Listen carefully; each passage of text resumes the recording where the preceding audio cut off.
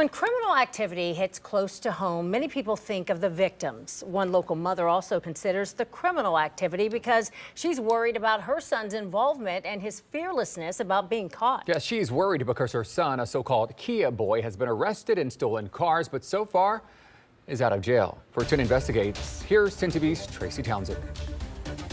What kind of mother says this about her own child? I asked them to lock him up, keep him locked up. Tiffany Hammonds is that mother, the self-described concerned parent of a Kia boy, so desperate to save her 17-year-old son that she sent an email to the 10 TV newsroom and agreed to an on-camera interview in September. The first incident, he got caught at Easton trying to steal a car. Police brought him home. He told the officer, "I'm going to leave again." And that's exactly what he did. A nightmare on repeat for a mother whose biggest fear isn't visiting her son in jail. Death. It's not even jail. I'm worried about death. 911, where's your emergency? I have 2 minors that were shot. That fear nearly realized a week after she spoke with us when her son was shot sitting in a stolen car. And now we're learning one of the victims is a 17-year-old boy who his mother says has a history of stealing cars. Yeah, you might recall just 2 days. Tiffany Hammond's son racked up 3 felonies before he spent his first night here at juvenile detention. Police arrested him several times, but had to release him when he didn't score enough points to go to detention. We do everything that we can to keep youth out of the detention center. That's the reality of it and what we believe our job to be. Detention should not be used as punishment because the goal of juvenile court is not to punish, it's to rehabilitate. Franklin County lead juvenile judge Lachelle Stroud is on the committee that created the detention screening tool. It's a point system that determines if arrested youth should be sent home or spend the night behind bars. Stroud says that one night in detention could be the difference between a teen graduating from high school or into adult prison. But is one night in detention, is it comparable or better or worse than being one night on the streets? Is it?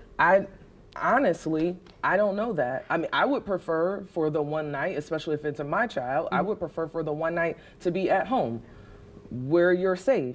The committee revised the detention screening instrument in June, increasing the number of points a kid can score without going to juvie, a change Stroud says they made in response to the rise in car thefts and repeat offenses. Franklin County court data shows that more than 1,100 kids were charged with stealing cars between January of 2021 and July of this year. 34% of them, like Tiffany Hammond's son, were charged with multiple cases. Just because you have multiple cases does not mean you were appropriate for the Juvenile Intervention Center. People say, oh, they're only stealing a car. These are like young kid things, but what happens when it's their 6th and 7th car?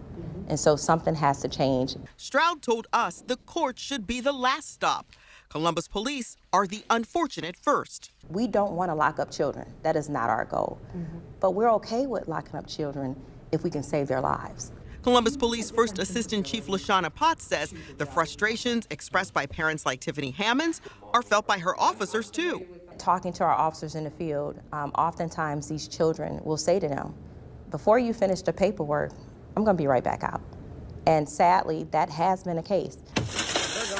But both Stroud and Potts agree that crimes that go viral online and spread into a community epidemic demand a holistic cure. Now, every youth who has contact with law enforcement will receive an assessment so that we can find out like their level of risk and what their needs are, so that we can be more of a needs-based service. We're having a discussion now, very candidly, with the judges, juvenile judges. We've made some changes with the scoring system with our input, so I can say that they are working collaboratively to come up with a better system, but these are still children, and we have to remember that.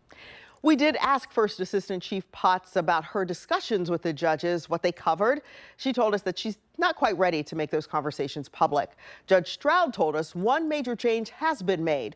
Weeks ago, court staff took over the JIC from a third-party vendor to increase oversight.